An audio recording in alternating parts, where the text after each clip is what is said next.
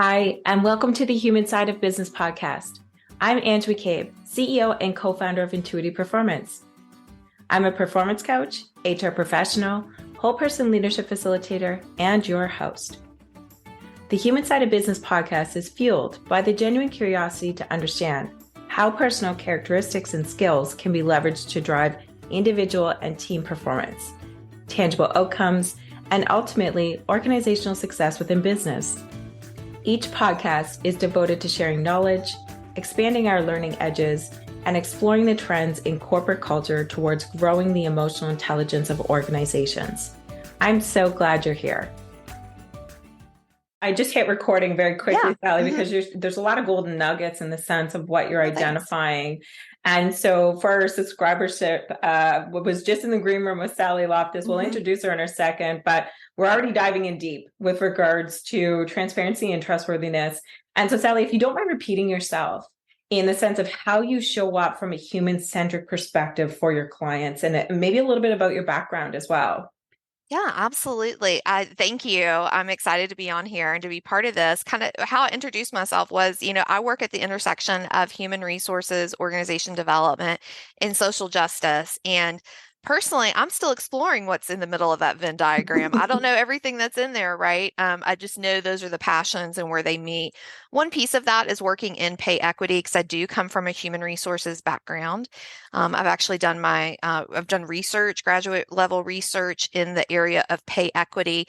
Amazing. And what I find is that, whenever you start kind of looking, that's a level of transparency that's coming out in organizations right now, right? Is pay. It's a topic that we've not spoken about, or maybe we talked about with other people we worked with, but how many times have you shown up in a team conversation? They're like, let's talk about pay.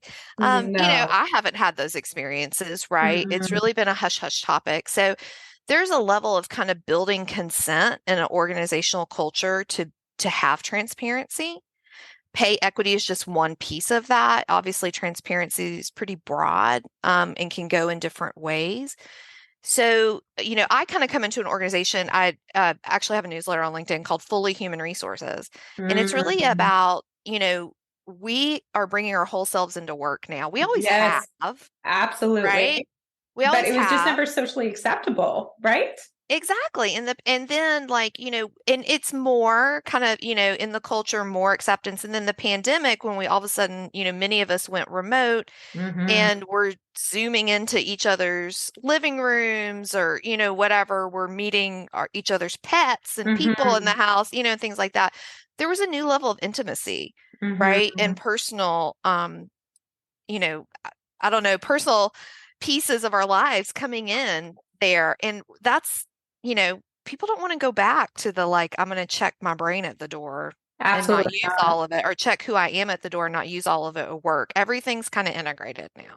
And that resonates, Sally. It's almost like we took that professional mask off and then put our business cash mask on, right? And so it's actually doing the walk of the talk from the past decades, because I mean, most organizations have identified, hey, we want to get to know you both personally and professionally, or from a business perspective. But what that really means is we want to, from 9 to 5, understand how you can hit your objectives and ensure that you're operating within the social norms of the organization. That's not a bad thing. I'm not poo-pooing on that, but I have a differing thought process as well, and really reside with the concept of a human-centric approach. We are a whole person, and we literally and psychologically cannot check ourselves at the door. And if so, it's not sustainable. That's where a lot of burnout comes in, because it's like, oh my God, I got to fake having all of this energy when my child was just puking all night. And by the way, I can't tell my employer so that I'm not judged or I'd be passed over back for a promotion, right? There's still a lot of fear out there. So I think it's really about normalizing, going back to that thought process of transparency and trustworthiness. It's normalizing transparency in the workplace as to, okay, what does that mean for us, team? As a leader, do I want to know how my team members are showing up virtually or in person on a daily basis? Of course, absolutely. Do we want to roll out the coach? Maybe not. That's what our employee assistance program is for. But having and breaking down those boundaries around that it has to be professional and versus personal, and when we go out and have a beer after work, it's not so much a thing anymore. And I'm quite frankly, Mm-hmm. I'm loving it because that allows a different level of vulnerability. And Mm-hmm. backing into that transparency, it can allow for growth, not just from a leadership perspective, but professionally as well. Mm-hmm. Yeah. Well, it gives us autonomy, which is one of Mm, the, key motivators of people, right? It gives us autonomy and choice in our lives. And I think, we used to use the term a work-life balance, which doesn't even like apply anymore. I feel no. like it's really kind of whole person integration. And it's Yes. because people are checking, we have email access on our phones if we choose to do that, or people are working different schedules or Right. things like that. And so we have options we can kind of opt in and out of when we want to work at our peak performance times or things like that. If we Mm, work in an organization that supports that, right? Not every mm, organization supports that. mm, So I think for me, what I've experienced is like kind of coming back in person from the pandemic. Like I remember going to my first like full day training where I sat in the training, was not facilitating.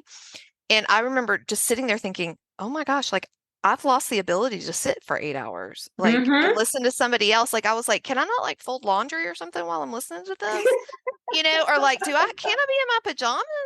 I mean, it was just like I realized I had to work a muscle back, Mm, to kind of be back into some of these things. So I think I've experienced that some of the pushback about being back in the office or even just in-person events has been mm, like, wait, like we've kind of lost our capability to like, or our endurance to right. do that kind of stuff in like this very kind of pre-formulated, appearance that we need to be in. Absolutely. And what would you say is the fine balance between that? Yeah, I think it's just acknowledging where people are, seeing, again, I'm thinking about just kind of the in-person piece of like building an environment, having conversations. I think just as a leader, being able to have a conversation with your team and be like, what do you like about working from home? Or what do you Mm, like about working remotely? What do you like about being in the office? hmm And just kind of having that conversation and seeing where people are. And I will also say you may have that conversation and your team is completely silent. And so you may need to have it multiple times to kind of work into, that's a trust building question that people, Absolutely. do people feel safe sharing that with you? But and being vulnerable yourself and saying, like I just told you, like I'd much rather sit and watch a training probably in my pajamas and fold laundry. Than have to sit in a chair all day where other people Mm, can see me. So I think there's a level of vulnerability that's required of leaders right now that feels super scary um, yes, for many of us. Be, definitely. yeah, I think it feels super scary, especially kind of coming out of like a volatile and uncertain atmosphere that we've been in for the last few years. Definitely. And so, kind of taking a step back, everyone, I want to formally introduce us to Sally Loftis. We're so excited to jam today. So, Sally is the managing director of Loftis Partners. Like she had mentioned, she's a human resources consultant, organizational strategist, as well as a trained facilitator. And so, my understanding of Loftis Partners, and you tell your story better than I will for sure, Sally, is that it's a 100% women-owned human resources consulting firm that is based in the Blue Ridge Mountains of North Carolina. Mm-hmm. By the way, North Carolina is on my bucket list to go see. Oh, nice. And essentially, what they do is they work virtually and in person, so meeting the clients where they're at and what they need, by way of building capacity within their organization. So they really specialize in strategy, design, facilitations, and pay equity.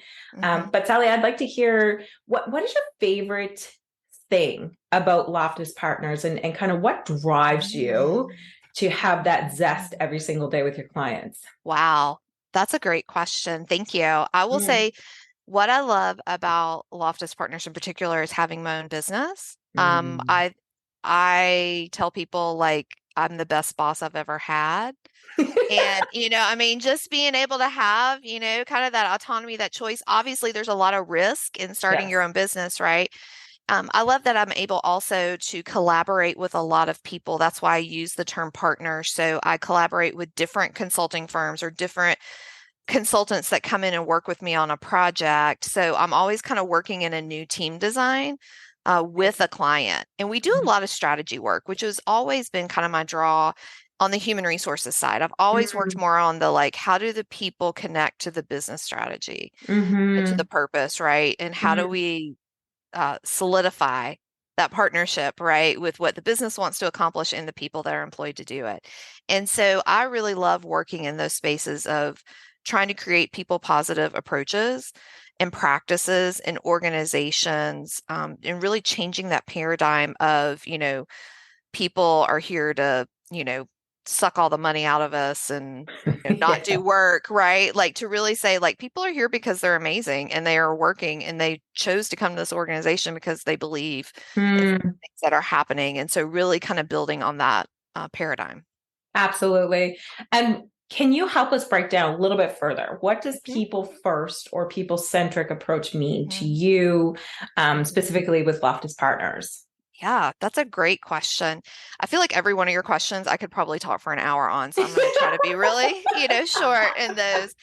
I think it's really, again, going back to whenever you look at like kind of the arc of history around how business has developed and leadership development, it really kind of came out of this factory manufacturing Mm-hmm. mindset, right? Yes. Yeah. And Fordism, so it was etc. kind of widgets Mm-hmm. produced, things like Mm-hmm. that. And then kind of, that was kind of the early 1900s. And then we've kind of gotten into the 50s, 60s, 70s where it was more process oriented. Mm-hmm. I think what we've gone into now in the 21st century is understanding that people are the heart of what we do. People, if you don't have an engaged and happy employee, that's going to impact your performance more than anything else. And Right. I think we've also realized that the leadership paradigm is changing from the leader always knows what to do and always knows what's best to Mm-hmm. really it's a collaboration. It's a Mm-hmm. team. And so how do we center people Mm-hmm. in what we're doing and in our leadership practices Mm-hmm. rather than profit or, Mm-hmm. urgency or, whatever those are. Not saying those aren't important, but that people aren't the last part of the conversation. They're Absolutely. the first I part. hear you. I hear you.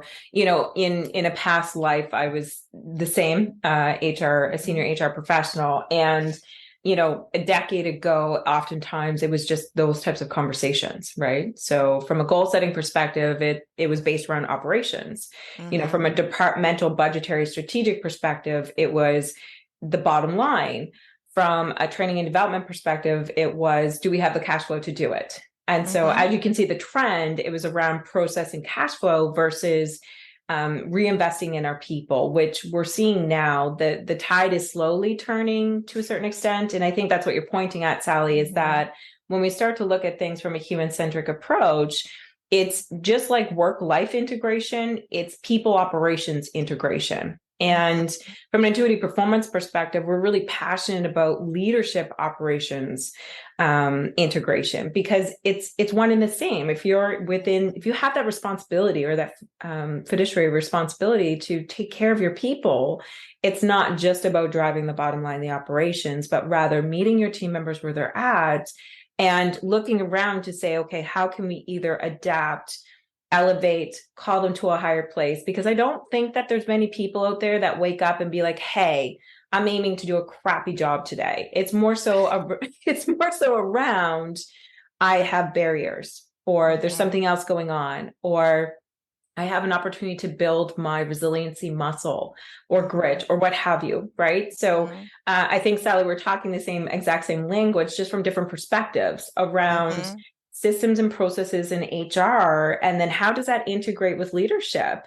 I'm really interested to understand. So, from a landscape perspective, when it comes to the clients that you're currently working with, edging back into the thought process around transparency and trustworthiness, Mhm. what are the biggest nuances or things that are coming up that relate to those topics? So more around the how-to Mhm. side of things. Yeah, that's great questions. I'll use kind of a couple of examples here. Mm, Is one, okay, I'll just use like a pay equity one and a transparency piece of, for instance, a organization may operate in a state within the United States where they've just passed some kind of pay transparency law. And so they're required legally to do, something around probably posting a job, a salary range within a job posting or something like that. And so kind of the conversations we'll have there is that, are you posting information that other people have never seen before? Right? And let's think about the impacts of that. So are you posting, it's not just about following this legal compliance piece. It's also a greater conversation of you're opening up new information to the whole organization. And how can you do that in a thoughtful way? Absolutely. In an intentional way? And, again, not just like check, we're compliant, but also how can we open up more conversations about pay transparency in our organization and in ways that, our leaders feel supported, right? In having those conversations. Like I run into clients who, people, the supervisors don't have access to their people's pay data. And so it's like, let's talk about that. Why is that? So that's kind of one example of like a transparency piece. And then then it leads quickly into trust, right? Of like on that front end of if you're sharing the pay information with a candidate that may be, coming and interviewing with your organization, being able to have that conversation up front rather than the very last thing. Absolutely. Is a trust building action, right? And so that's giving them, kind of a entry into your organization that's paving the way for trust rather than them, kind of feeling like, oh, they're already trying to hold information from me and I've not even accepted the job yet. Absolutely. Absolutely. And I think what's coming to mind to me from a boots on the ground perspective is, what can you do organizations with regards to your pre-screening questions? And then how do they lead into your interview process? So what I mean by that is, in some circumstances, organizations can have pre-screening quizzes or a survey, which helps, bring up or bring out the strengths of candidates. And, having kind of what we call in Canada B4, so bona fide occupational requirement questions, like, can you lift so much? But also that pay equity piece, backing into what you were saying, Sally, is, this job ranges from A and B. Is this a fit for you? That's one of the very first questions companies should be asking, instead of being like, okay, spend all your time with me and then we'll negotiate after the fact, right? Like it's a little bit older school thinking and not adverse to the human-centric approach. The boots on the ground secondary piece to that is what I'm hearing is from the pre-screening to the interview process. Then up front, you're talking about the pre-screening, almost like a debrief, to be like, hey, I received your pre-screening information, loving it. I want to know more, just checking in. When it comes to this pay side of things, we're very transparent as an organization, wanting to know some anecdotal things from you. How does this land with you?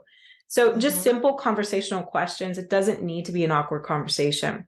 The other important thing that I was hearing in there was, when it comes to starting a new process in HR, I feel like many organizations forget, and I don't know what this is dubbed. I don't know what you would call it. So I'm just going to stumble here a little bit, Sally, but it's almost like HR strategic communications. So HR really needs to partner with operations to be like, okay, so if we're going to roll out this information, is the timing correct? Number one, or did we just do a mass layoff and now we're going to talk about pay, right? Like, anecdotally, we need to be in the right space for our team members. And that's a human-centric approach coming into play. Then it's like, okay, what's our communication plan? Who needs to know first? Who needs to know from a leadership perspective, 2 layers, a leadership or managerial perspective, and then our whole team organization. And by the way, is there an opportunity for us to allow our teams to ask questions and making sure that our leaders feel secure and safe to answer said question? So I feel like it's a whole process that organizations can utilize as low-hanging fruit.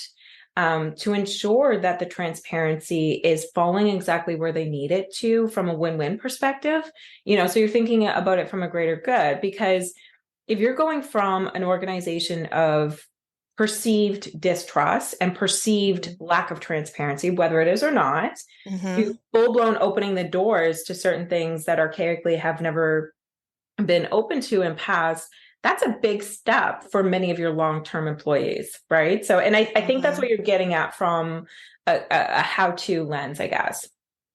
Yeah, plus one to everything you just said. And I will say definitely what I also find is, kind of going in and doing the specific pay equity work. But I mean, kind of, I also do like strategic planning and things like that, is that a lot of times there will be employees who've been there for a long time and they've had experiences where the organization hasn't handled stuff well. And Right. they're still holding on to it, right? It happens. Because nobody's ever talked about it. Absolutely. And so, sometimes it'll be, I'll find resistance with an organization because they're like, employees will be like, I do not trust the organization to take care of me. You know, I'm just here for a paycheck, whatever. And it's like, okay, like it's just kind of acknowledging, I see you, I hear Mm, you, I know mm, that's where you are. I know that's kind of been, you know, the past experience. What would an experience that's meaningful and helpful to you look like? So we can make sure and approach this in a way that does look different than what we've done before. And again, it just can be like a simple conversation or just asking that questions. A lot of times people I find will kind of get into this and be like, oh my gosh, we have so much to change and so many conversations to have, and this is going to take so much work. And it's like, just kind of start small and just, kind of go from there and just work your way into it. mm.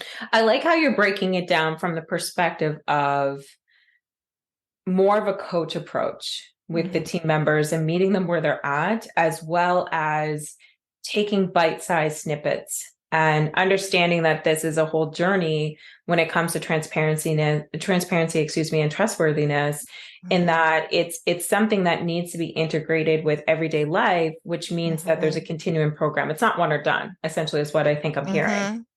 Yeah, definitely.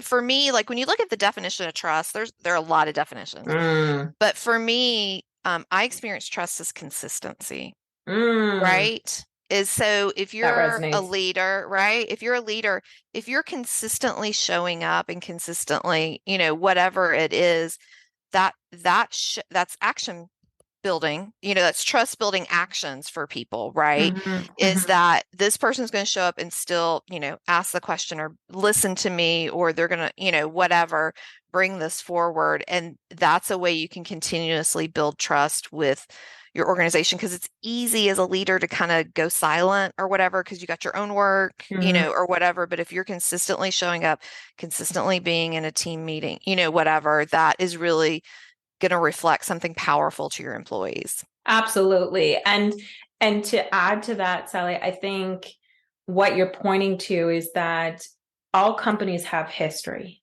Hmm. And in continuing to leverage or elevate trust, just being vulnerable as a leader and being like, hey, I'm trying something new for the department, for the organization, for the team, whatever it may be, and being fully transparent about their intent. Hmm. Because if we're coming from a place where trust is a little bit sketchy or non-consistent, utilizing some of your words, Sally, Hmm. there needs to be, I feel, a higher level of vulnerability as to the intent and setting things up for success so that change can happen. So I feel like there's a Hmm. change catalyst piece. Hmm. The other thing that was coming up for me as you were speaking is I feel leaders want to do the best job when it comes to trust and transparency. But the bigger challenge is that these are really broad topics and they're subjective. Hmm. And it's Hmm. kind of like, what's what's the manual to this stuff called trust? Hmm. Isn't it Hmm. warm and fuzzy? And by the way, how often do I have to do this? And some days I just don't feel like it. And that's all Hmm. okay as a leader Hmm. because, when I feel of the leadership journey, it's not just a hockey stick approach in the sense of growth. It's almost like this dipsy doodle kind of graph Hmm. that, as long as you're increasing by 1%, that's great. And so all this to say, I feel like leaders have an opportunity to be vulnerable when it comes to building transparency and trust, as well as setting context. Because I feel like that's a huge tool in a tool belt to leverage the change if you're trying to turn that proverbial ship.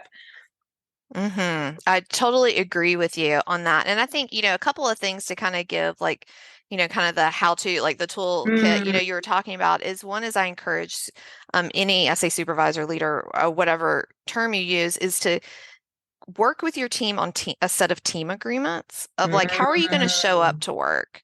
And these have definitely become kind of more popular in a hybrid and remote working thing, but just have a conversation that, you're just saying, okay, here's kind of the, hours in the day that everybody's going to be responsive to email. Here are the, we commit to, and I'm using kind of some technology based ones, but there's a lot more than that. We rotate facilitators for our team meetings. You need to have agenda items in by whatever. I mean, there's a lot of different ones, but like, are there, is there kind of a phrase to say, hey, I am, struggling today or whatever, and I just kind of need to be quiet, whatever it is. And just mm, having those team agreements that you build together and mhm, evolve over time. So mm. thinking about checking in with those maybe quarterly or, twice a year. And then every time your team changes, a person changes in the team, those agreements are going to change because you're bringing in a fully dynamic human being that brings in something Absolutely. different, right? And Mhm. then the other kind of how to, we'll usually tell with leaders is be in community with other leaders. Mm, Just be, somebody maybe it may not be at your organization, you may not be big enough, to have a peer in your or whatever that yeah. but a place where you can kind of confidentially talk about stuff. Mhm. Coaching's a great place, like kind of your leadership cohort program. I mean, being in community helps you see that you're not alone and you can Yes. learn from other people's experiences. Yes, absolutely. You nailed it. And, there's multiple ways that we can look at that from the perspective of, if there's, multiple leaders within an organization, what can you do collectively as a group? And Mm-hmm. and I don't mean build who can build the highest tower from a warm and Mm-hmm. fuzzy team engagement perspective, but rather, you know, is there a way that we can have internal meetings and talk about our leadership competencies and objectives? And what I mean by that is, as a leadership group, how do we want to intentionally show up for our team members?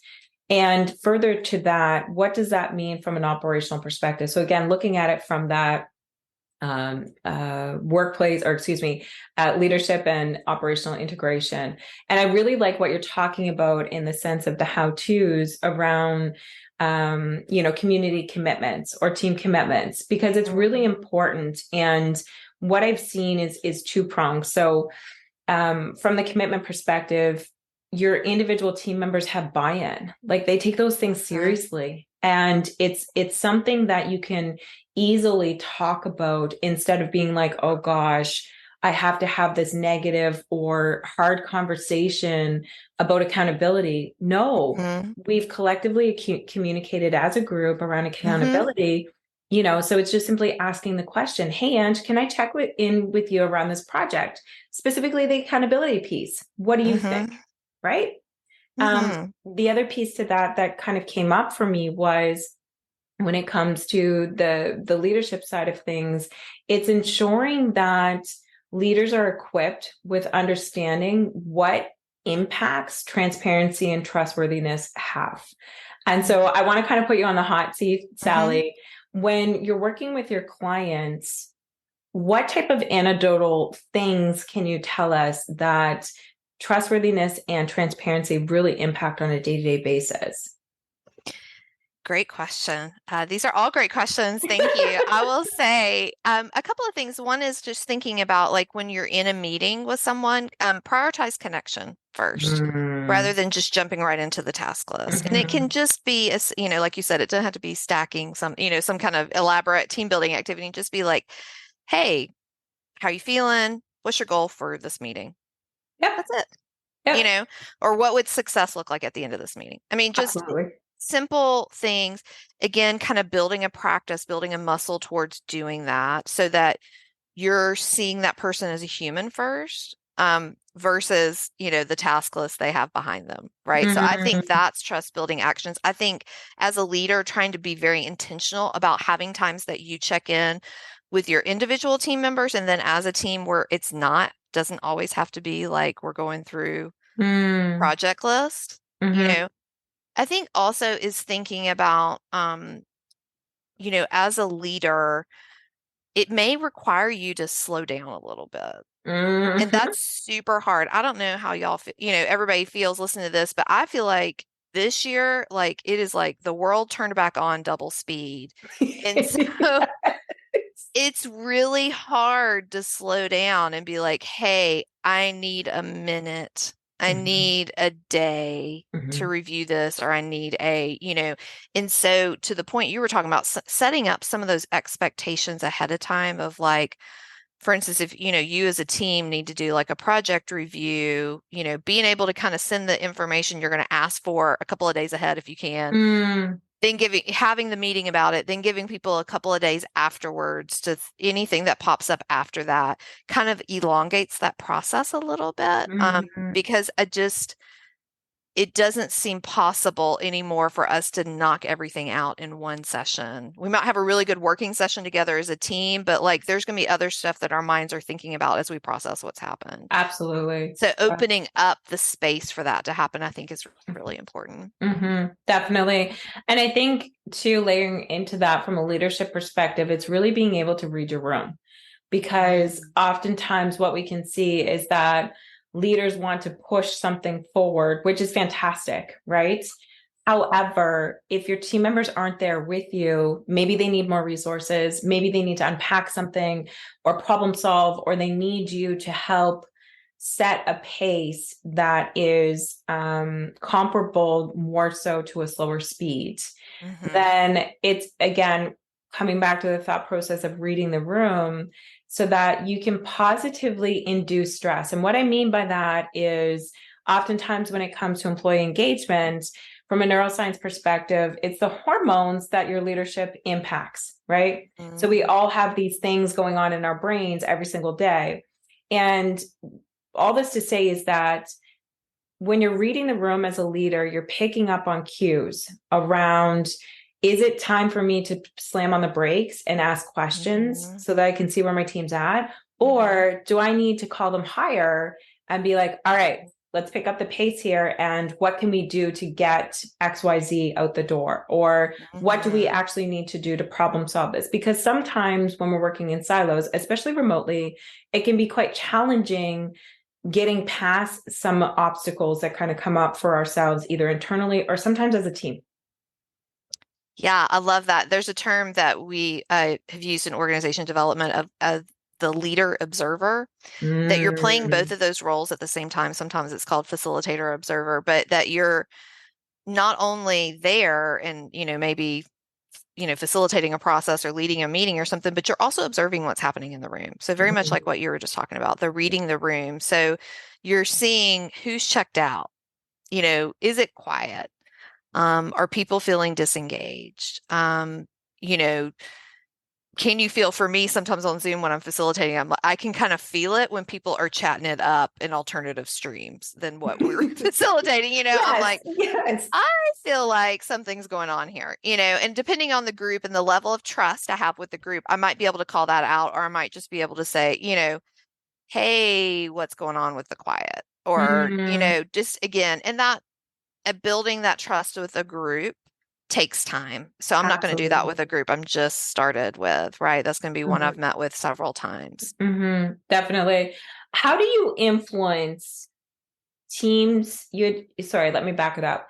You had mentioned earlier something that really resonated with me in the sense, Sally, that it's really important for leadership, and I'm reading between the lines as well. It's really Hmm. important for leadership and teams to be able to take that pause and reflect. Hmm. And so, how, as a service based provider consultant, how do you offer tools to your clients so that they can do just that, or even Hmm. raise the self awareness that it's needed? Yeah, thank you.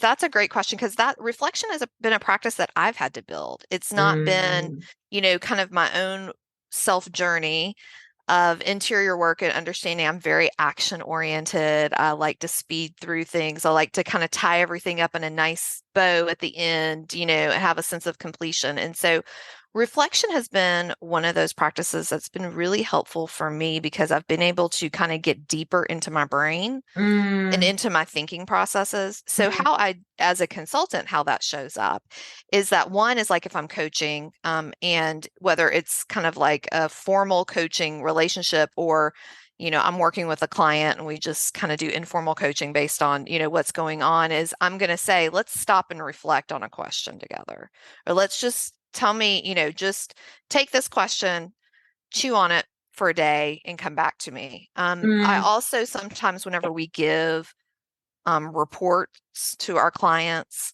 maybe it's a landscape assessment for a strategic plan, or maybe it's focus group information. I will usually tell them, I'm giving this to you and I don't want to hear from you for 2 days mm, because I just need you to digest it. mhm, mhm, And then kind of the other practice is one thing I use this in my own personal practice, even just myself, but also in the teams in which I work, is a retrospective meeting on every project. Is just saying, what was the purpose? What went well? What would we have changed? And what are some learnings we might take forward? mhm, So, and learnings forward could be like, I would have structured that differently, or maybe I would have asked this question earlier in the process. I mean, stuff's right, as simple as that, right? right, right. But just having that practice of always kind of having that closeout of like a project or a unit of work Mhm, is really helpful to be like, okay, we're learning forward. mhm, We're not just going to kind of go past it and not learn from what we're doing. absolutely. And what would you say to your clients thinking about transparency and trust? Hmm. And on that topic of learn forward, what would you say are the top three things that they need to practice to ensure that we're learning forward or we're leaning forward minimally? Would you say like kind of as within a team context or as a leader kind of individually? I like that thought process. I would say all three, but we'd be here all afternoon. Let's take it Hmm. from the leadership lens. Okay. For me, I would say kind of the top three. One is to get really comfortable with taking a breath before you Mm, speak. mhm, Or, I intentionally count to 7 very slowly when I'm facilitating, because I'm the type who just kind of will move fast and other people need time. So I think there's, again, kind of building that pause within us is super helpful. I think also kind of building the learning forward is having the practice, right? It's just mhm, regularly kind of having those like, hey, we're going to do this after every, whatever it is. I don't know what the pace would be in your organization, but, for me, it works with clients at the end of a client project. And whenever I have like a client project that's 9 months, I may do that every 3 months, the mhm, retrospective, and be building it over time mhm. so I don't lose some of the learnings, over a 9 month period. I may not be able to recall everything over a 9 month period. So I think, just having a consistent practice Mhm, is mhm, really helpful. And then I think being willing to admit your own mistakes and take mhm, ownership for them is really mhm. powerful because then your teammates feel a sense of comfort in admitting their own mistakes. Absolutely. Absolutely. I almost feel like, Sally, there could be a part two to this podcast. I'm ready. Let's do it. I love that you're game. So, Sally, Mhm. before we leave you today, tell us a little bit more. Where can we find you? Mhm. A little bit specifically about your services. If you have anything going on that we should know about in the next couple Yeah. months. Thank you so much. I am always on LinkedIn, so would love for you to find me there. I'm pretty active on LinkedIn, personally and my Loftis Partners firm, but you can find me Sally Loftis. On LinkedIn, I also publish kind of a monthly newsletter called Fully Human Resources that talks a lot about the people positive approaches Amazing. that we can take. And, we have the Loftus Partners website where also have a blog that I contribute to pretty regularly. Some things that you can definitely kind of opt into with us is that I have some learning group groups that operate at different times around kind of in the DEI space. So signing up for our newsletter, our monthly newsletter, really kind of helps you opt into those and know when those are happening. And also we'll offer free trainings at different points in the year. So I would love for people to kind of sign up for the monthly newsletter to get those, because we really kind of want to build capacity in multiple ways. And that's the best way to kind of get connected to what we're doing. That's fantastic. Thank you so much for sharing your views today with us, as well as how you can help organizations with regards to DEI, strategic, with a human-centric approach. Thank you. I appreciate your having me. Yeah, my pleasure. Take good care. Thanks. Thanks for listening to the Human Side of Business podcast. I'm glad you could join us. If you enjoyed today's episode and want to stay updated with our latest content, make sure to visit our website. The link can be found in the episode description, where you can subscribe to the podcast, sign up for our newsletter, and learn more about our whole person leadership services. Sounds interesting? Explore the Whole Person Leadership Cohort by Intuitive Performance, a unique program that offers unparalleled support to managers on every step of their leadership journey. Our program features evidence-based assessments, workbooks, group coaching, and interactive learning experiences to help you level up your leadership skills. Reach out today to apply to one of our upcoming cohorts. Until next time, take care and stay curious.